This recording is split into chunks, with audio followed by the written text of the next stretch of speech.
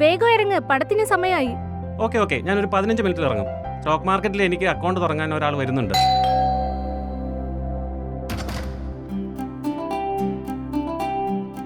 Sir ഈ മാർക്കുള്ള സ്ഥലത്ത് ചെയ്താൽ മതി, പിന്നെ ഞാൻ എല്ലാം ചെയ്തോളാം. സാർ ഞാൻ ഫില്ല് ചെയ്തോളാം. ഞാൻ വെറുതെ ഒപ്പിടുന്നതേ ഉള്ളൂ, ബാക്കിയെല്ലാം നോക്കിക്കോളൂ അല്ലേ? സാർ തീർച്ചയായിട്ടും സർ. ഒരു മിനിറ്റ്, ട്രേഡിംഗ് അക്കൗണ്ട് ഫോം ഒപ്പിടുന്നതിന് മുമ്പ് അതൊന്ന് വായിച്ചു നോക്ക്. മാഡം, ഇത് ഞങ്ങളുടെ സ്റ്റാൻഡേർഡ് ആപ്ലിക്കേഷനാണ്, നിങ്ങൾ ഒന്നിനും പേടിക്കണ്ട.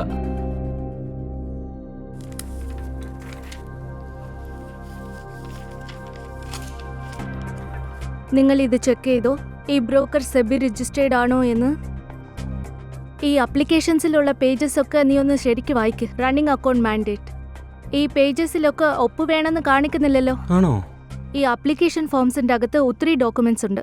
ആവശ്യമുള്ള പേജസിൽ മാത്രം ഒപ്പിട്ടാൽ മതി. എക്സാമ്പിളിന് KYC document, risk disclosure document, ക്ലയന്റിന്റെ റൈറ്റ്സ് ആൻഡ് ഓബ്ലിഗേഷൻസ്, പിന്നെ ഡൂസ് ആൻഡ് ഡോൺസ് ഒക്കെ.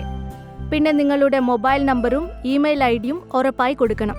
അതുവഴി ട്രേഡിംഗ് റിലേറ്റഡ് ആയ മെസ്സേജുകളും അലേർട്ടുകളും നിങ്ങൾക്ക് വരും. ഇതിനകത്ത് ടാരിഫ് ഷീറ്റ് എവിടെ? മാഡം, ഇന്ന് ഞാൻ കൊണ്ടുവരാൻ മറന്നു, നാളെ ഞാൻ തീർച്ചയായിട്ടും കൊണ്ടുവരാം. ട്രേഡിംഗ് ഇടുന്നതിന് മുമ്പ് ഇതൊക്കെ അറിയേണ്ടത് അത്യാവശ്യമാണ്. നമ്മുടെ ബെനിഫിറ്റ്സിനെ കുറിച്ച് നമ്മൾ നന്നായി അറിഞ്ഞിരിക്കണം. നമുക്ക് സെറ്റിൽമെന്റ് ഓരോ മാസത്തിൽ വേണോ അതോ 3 മാസത്തിൽ കൂടുതൽ വേണോന്ന് നമ്മൾ അറിഞ്ഞിരിക്കണം. എന്നാ ഒരു കാര്യം ചെയ്യ്, ഫോം നിങ്ങൾ നാളെ കൊണ്ടുപോയാൽ മതി. ഞാൻ നന്നായി വായിച്ചിട്ട് ഒപ്പിട്ട് റെഡിയാക്കി വെച്ചേക്കാം. ശരി സാർ.